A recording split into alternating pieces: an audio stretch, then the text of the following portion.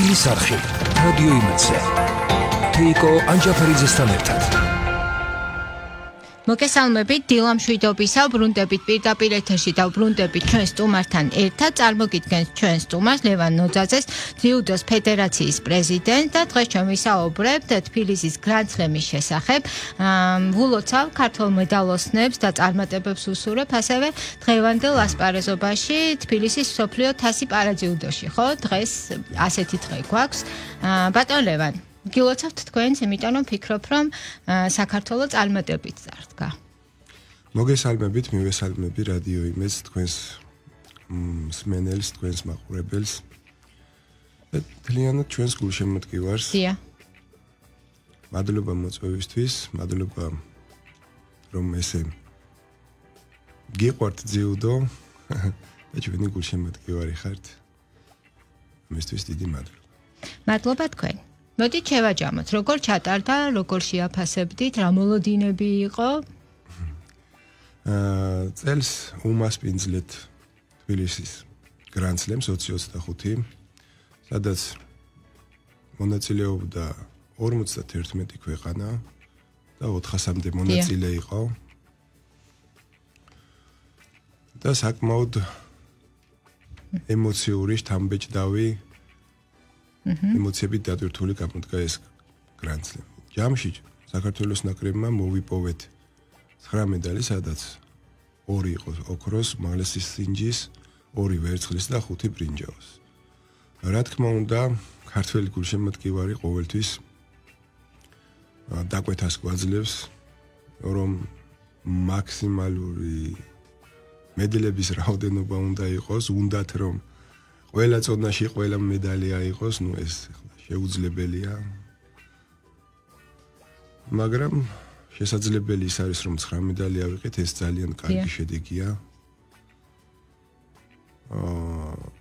ძალიან კარგი გამოსვლები ვიხილეთ. ესევე იყო ძალიან გულდასაწყვეტი გამოსვლები. მედლებისთვის ბრძოლა დავთმეთ რამდენიმე მაგრამ თლიანობაში თბილისის გრანდსლემი შეიძლება შეფასდეს დადებითად. არ არის 9 მედალი ცოტა და ამასთან ერთად ეს სანახაობრივი ბრძოლები იყო, რასაც ქვია ყველა მაყურებელმა და ჩვენმა გულშემატკივარმა დარწმუნებული ვარ, რომ ამ დღეებით ძალიან ვისიამოვნეთ. რაც შეეხება თბილისის გრანდსლემის ორგანიზებას, მას ორგანიზებას უწევდა საქართველოს ძიუდოს ფედერაცია. დიახ. სპორტის სამინისტროსთან ერთად და შეიძლება ითქვას, რომ ეს ორგანიზაციული მხარე იყო უმაღლეს დონეზე აყვანილი, ვინაიდან წლების გამოცდილება მოგვცა შესაძლებლობა, რომ ძალიან მაღალ დონეზე, მაღალ ორგანიზებულად ჩაგვეტარებინა ეს გრანდსლემი, ეს აღნიშნეს ძალიან ისეთი რეზონანსი ჰქონდა ძიუდოს საერთაშორისო ფედერაციის მხრიდან.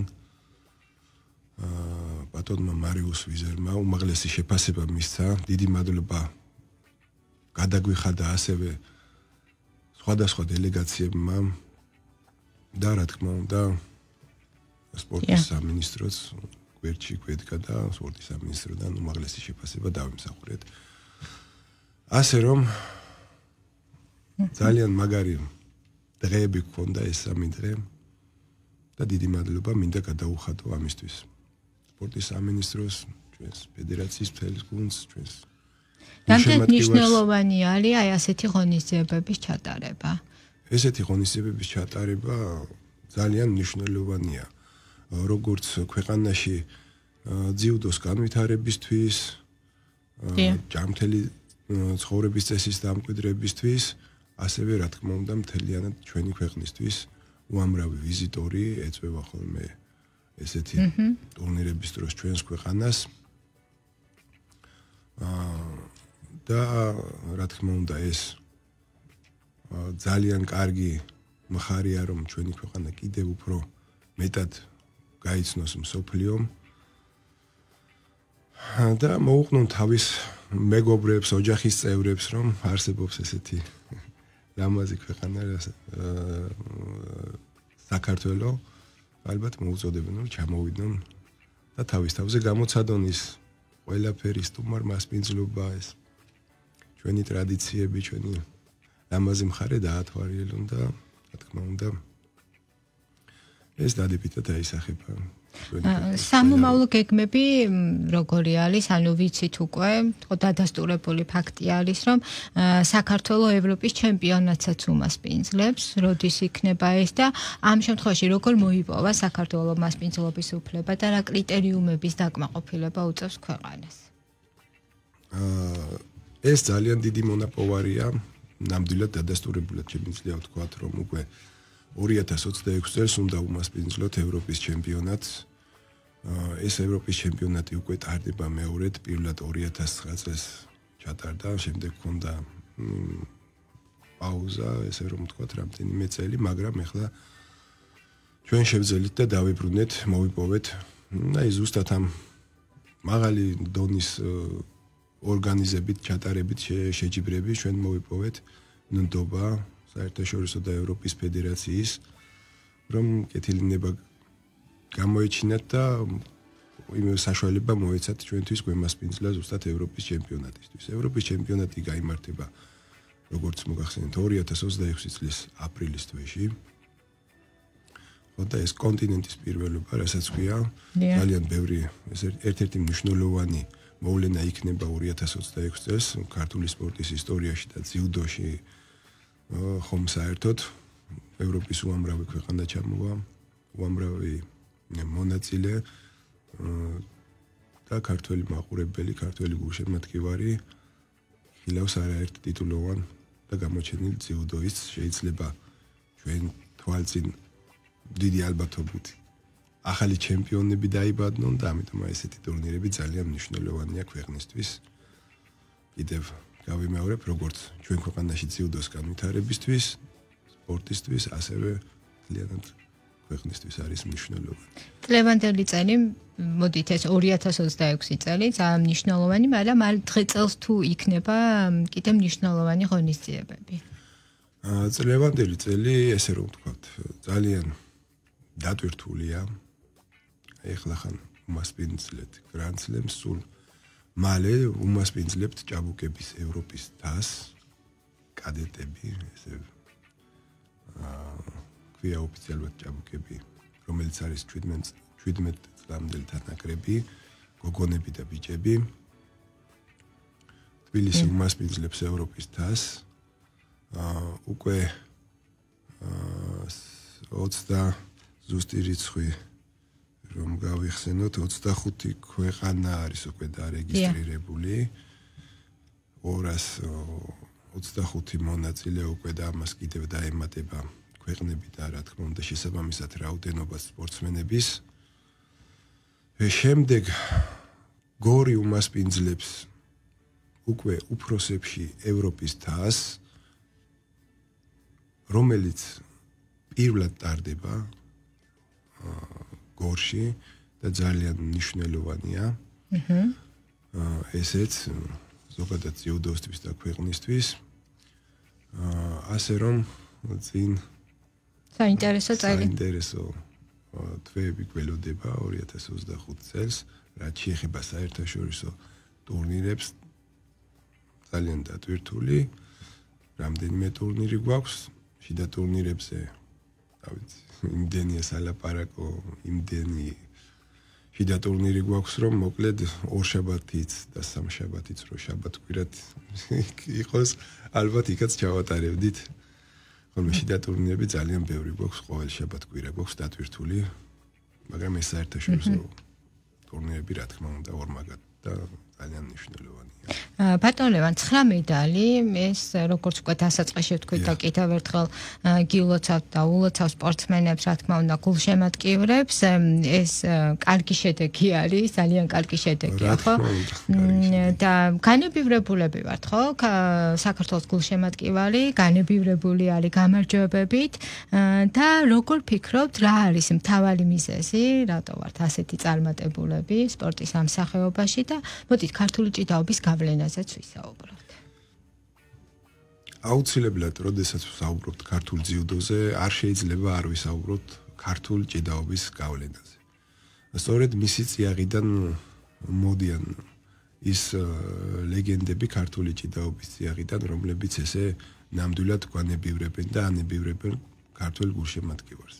და წეხანაც აღვნიშნე, რომ ქართული გულშემატკივრის დაკვეთა არის ხოლმე მაქსიმალური, რომ მეტი, უფრო მეტი არის 9 მედალი, მაგრამ ეს 9 მედალი ამ დროს ქართული გულშემატკივრისთვის ისეთია, ორი ოქრო ავიღეთ ცოტა. ამ დროს სანატრიელი აქვს ისეთ წარმატებულ ქვეყნებს მედლები ძალიან ბევრ ქვეყანას. კიდაც ევროპის და კიდაც მსოფლიოს ბევრ ქვეყანას. ესეთი წარმატება განპირობებულია დაუბრუნდეთ ქართულ ჭიდაობას, მისი ჩვენს უდიდეს საგანძურს, რომელიც უკვე იუნესკოს სიაში არა მატერიალური მემკვიდრეობის სიაში შესული. ქართული ჭიდაობა უდიდგან არ იყო თქვათ მოგონილი, შემოტანილი უпростоრად ჩვენთან ძიუდო, როდესაც ჩვენ ვიდექით და ბრძოლობდით ესეთი საბრძოლო ხელოვნება გქონდა, რასაც ქართული ჭიდაობა ქვია, რომელიც არის თავისი აი ყველაფრით გამორჩეული, დაწყებული სიმამაცით, ვაჟკაცობით, ტექნიკით, თავისი განსაკუთრებული ტექნიკით, ჩვენ გვაქვს განსაკუთრებული ილეთები, ტექნიკა, ესე რომ ვთქვათ, ქართულ ჭიდაობაში, რომელიც ძალიან ეფექტურად გამოიყენება ძიუდოში. და სწორედ ამისი დამსახურებაა ძალიან კარგი სინთეზი ხდება ჩვენთვის ქართული ჭიდაობის და ძიუდოსი, ძალიან მორგებულია ერთმანეთს და ამიტომ ესე წარმატებულად გამოგვდის.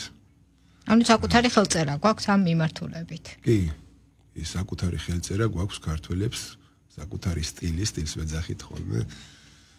და ქართულის გავლენა, ამ ჩვენ ტრადიციული ჭიდაობის გავლენა ძალიან იგრძნობა და ამას აღნიშნავენ ხოლმე ჩვენი უცხოელი მეგობრებიც,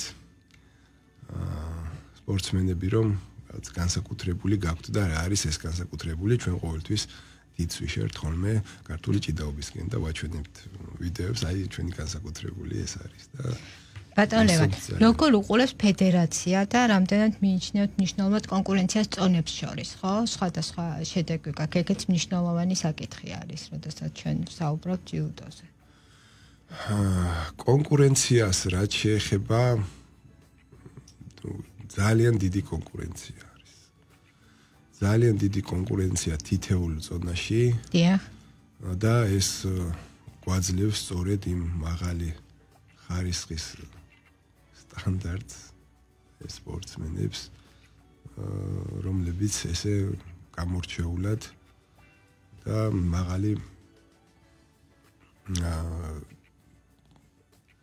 შედეგებით გამოირჩევიან. ზუსტად ეს კონკურენცია ბადებს ესეთ ჩემპიონებს, ეს არ არის 1, 2 და 3 ადამიანი, რომელიც ბრძოლობს პირველობისთვის, უცბად გეტყვით ესეთ რაღაცას, მინდა რომ ეს ვთქვა აუცილებლად. ეს კონკურენცია საიდან მოდის? ნახეთ, უბრალოდ გეტყვით, მაგალითად, სულ პატარა ასაკში, სადაც ოფიციალურ შეჯიბრებს ვატარებთ ახლა 2000, სულ ყველაზე პატარა ასაკი არის 10-11 წლის ბავშვები, 2013-14 წლებში დაბადებულები, უტარებთ შეჯიბრებს, სალიცენზიო და სარეიტინგო შეჯიბრებს, სადაც მხოლოდ ამ ასაკში 1000 ბავშვი მონაწილეობს. აი წარმოიდგინეთ ახლა რამხელა კონკურენციას გაივლიან ისინი,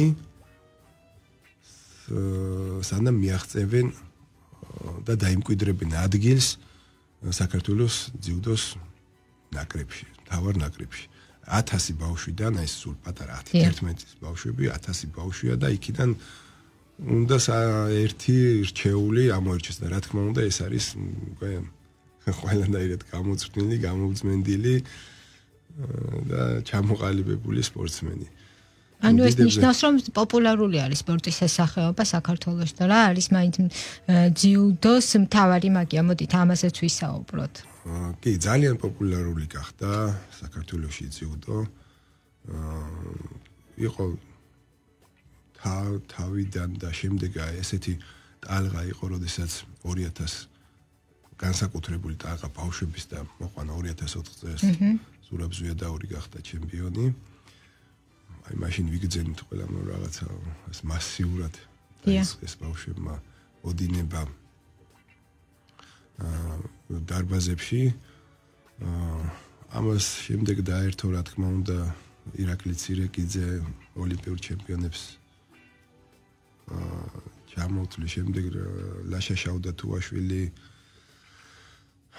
შემდეგ ლაშა ბექაური და ეს ამ პროცესმა ძალიან ბევრ ბავშვს შეაყვარა ძიუდო საქართველოში და ესე რომ ვთქვათ სავსეა დარბაზები და დღესაც ეს მოდინება ბავშვების ძალიან იგრძნობა. განსაკუთრებულ მაგიას ძიუდოს რაც შეეხება ეს არ არის ესეთი სლოგანი გვაქვს ძიუდოში ძიუდო უფრო მეტია ვიდრე სპორტი და მართლა წესია.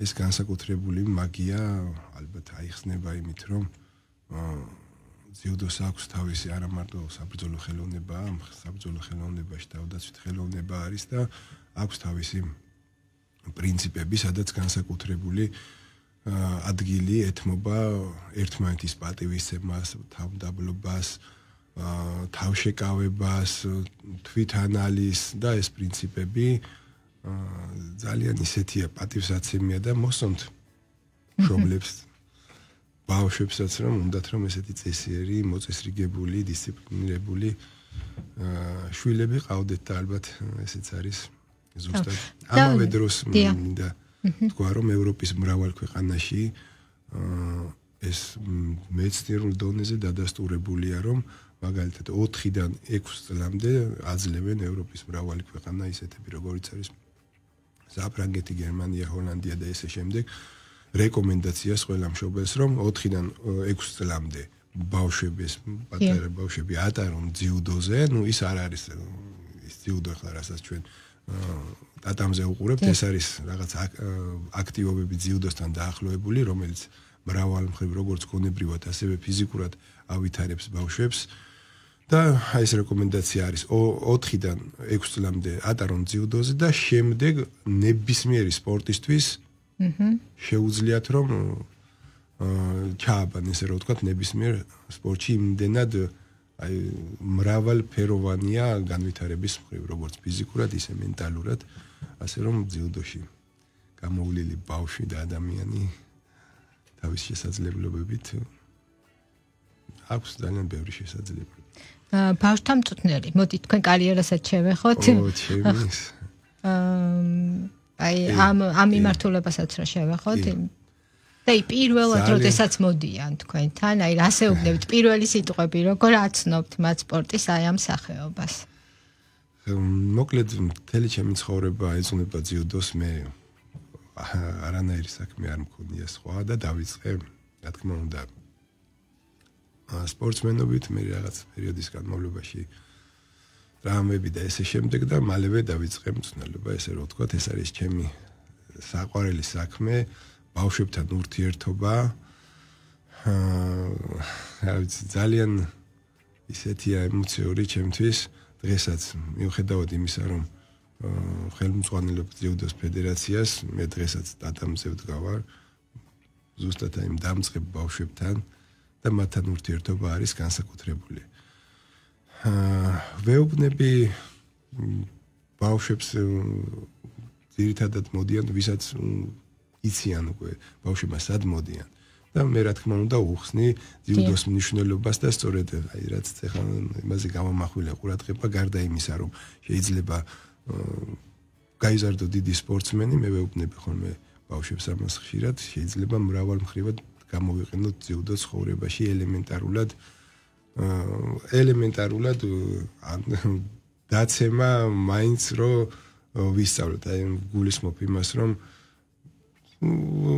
ჩვეულებრივ ცხოვრება შეიძლება სადღაც ფეხი წამოსდო ან წაიქცე რაღაცა და ისეთი დაცვები აქვს ძიუდოს რომ შეიძლება რომ ადვილად დაძვრე ამ ყველაფრიდან და ამიტომ მნიშვნელოვანია ეს არა მარტო ბრძოლისთვის, ვეუბნები ხოლმე ბავშვებს, რომ შეიძლება ურთიერთობები ბავშვებს შორის ურთიერთობები, ეს სიახლოვე ერთად თამაში, თუნდაც ერთად ჭიდაობა დღევანდელ ტელეფონების პრობლემას ასე თუ ისე გვიგვარებს და ვებრძვით. ურთიერთპატივისცემას როდესაც აღნიშნა, როდესაც საუბრობთ ხო ურთიერთპატივისცემაზე, რომ ეს არის ერთ-ერთი მთავარი ღერძი, მთავარი ხაზი, რომელიც ამ სპორტს ქმნის, ამ სპორტის ამსახეობას ხდის უნიკალურს.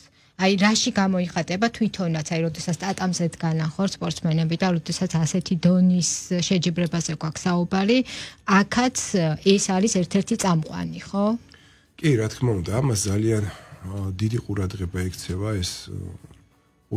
ექცევა და ჩვენს სპორტსმენების მსვლელების ამ ურთიერთპატივისცემას ძალიან მაღალ დონეზე გვაქვს და რომც არ გქონდეს ეს IGF-ი, მსოფლიოს ძიუდოს ფედერაცია ამის გულისთვის თუ რამე ისეთი უპატივისმცემლობა გამოავლინე სპორტსმენმა ერთმანეთის მიმართ, ამისთვის აქვს სადამსჯელო ღონისძიებები პირდაპირ რო ვთქვა სხვადასხვა დისკვალიფიკაციები.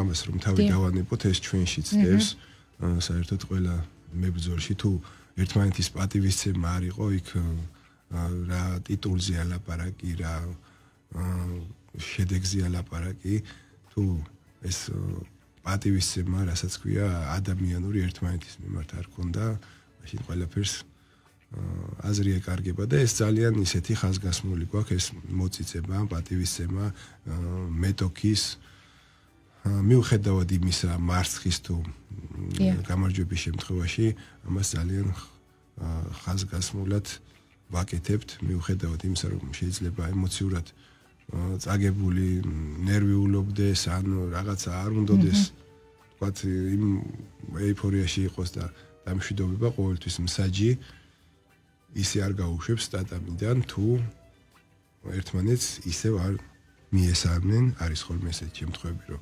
გაღეზიანებული ან მსაჯისგან გაღეზიანებული სპორტსმენი გარბის ტატამიდან არ გარბის, გადის ტატამიდან ისე რომ თავის დაკვრა არ უნდა, მაგრამ არავითარ შემთხვევაში მსაჯი მანამდე შემოიყვანს აუცილებლად და მას ხო ხედავს საზოგადოება, ბავშვები და მწვრთნელები და ვცდილობთ რომ ეს თავის დაკვრა ეს პატივისცემა არის. ეს არ არის მხოლოდ ეს არის პატივისცემის გამოხატულება. ეს არის პატივისცემის გამოხატულება ზუსტად აი ეს მისალმებით ვიწყებთ ხოლმე ძიუდოს ეს ოდნავ თავის დაკვირით, რაც არის მისალმებაც, პატივისცემა, ჩახუტება და ეს ძალიან ისეთი ჟესტია, რომ ყველაფერია ჩადებული.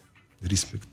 ბატალევან და ბოლოს პრემტანდები ძიუდოს ფედერაციის პრეზიდენტი პირველი ესეთი დონის ღონისძიება იყო, ხო, რომელიც გაიმართა და აი ფედერაციის სამომავლო გეგმები იგივე სპორტის ამსახეობის პოპულარიზაციის კუთხით, იგივე აი ეს კამპანიები, თქვა ცნობიერების ამაღლება, თქვა განათლების სფეროში ჩართულობა, თუ იგეგმება ასეთი ტიპის ღონისძიებები უახლოეს პერიოდში. ჩვენ ესეთი ტიპის ღონისძიებები უკვე გვაქვს და არაერთი. ძალიან ახლო და მჭიდრო თანამშრომლობა გვაქვს ძიუდოს ევროპის ფედერაციის ეს განათლების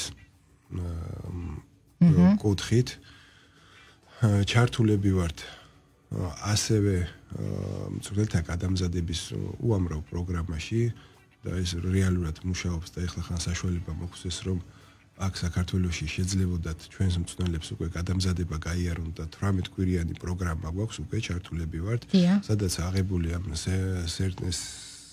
დიპლომით ესე რომ ვთქვათ სოფლიოს ნებისმიერ ქვეყანაში შეუძლია ქართველ მწვრთნელს მუშაობა გარდა ამისა ჩვენ განათლების კუთხით და ცნობიერების ამაღლების კუთხით პერიოდულად ვიწვევთ ხოლმე სხვადასხვა გამოჩენილ ადამიანებს გვაქვს ლექციები სხვადასხვა თემაზე სულ ბოლოს მაგალითად ლევან გიგინეიშვილი ყავდა რამდენჯერმე და უკვე ძალიან ისეთი ურთიერთობა გვაქვს მასთან ცნობიერების ამაღლების კუთხით, როგორც გვეხმარება და გვერდში გვიდგას აი თავისი გამოცდილებით ესაუბრება ბავშვებს მნიშვნელობაზე, ქვეყნის მნიშვნელობაზე,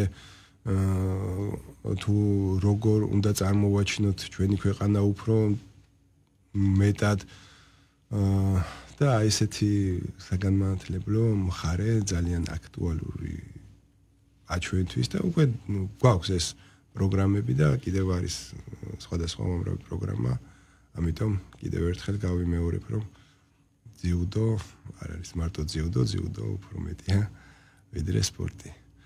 ძალიან დიდი მადლობა წარმატებას გისურვებთ და ვილოცავ კიდევ ერთხელ ქართულ სპორტსმენებს ამ გამარჯვებას და დავამთავრებ სიტყვებით, რომელიც წერია თქვენს გვერდზე, რომ ეს არის სამყარო, სადაც იბადება გამარჯვებები, სადაც ვარჯიში არა მხოლოდ ფიზიკური ძალის, არამედ ხასიათის სიმტკიცის, ურთიერთპატივისცემისა და გუნდური სულისკვეთების სკოლაა. სამყარო, სადაც ძალა სხეულში კი არა, გულსა და ხასიათშია. ნამდვილად ესეა. დიდი მადლობა მინდა გადაგიხადოთ მოწვევისთვის. ჩემი პირველი გადაცემა არის ახლა ესეთი. ჩემი რადიოში მოსვლა არის პირველი, ასე რომ ცოტას გინერვიულობდი, მაგრამ სანერვიულო არაფერია, როგორც გრანდ სლემზე ყველას ვეკითხებოდი, მე მომეწონა და ემოციებით დატვირთული ვიყავი ჩვენს გრანდ სლემზე და ჩემს მეგობრებს ვეკითხებოდი, თქვენც ესე ხართ თუ მე ვარ ესე რომ ახლა პირველად ვარ პრეზიდენტის რანგში და მაგრამ ამშვიდებდნენ რომ ყველაფერი ესეა ნამდვილად ემოციური გამოდგა ეს გრანდ სლემი ანუ გილოცავთ კიდევ ერთხელ და გელოდებით სიახლეები თუ ახლა ეს მომავალში გვექნება და ბევრი სიახლე გვექნება ლევან ოზაძე ჯიუდოს ფედერაციის პრეზიდენტი იყო ჩვენი გადაცემის სტუმარი.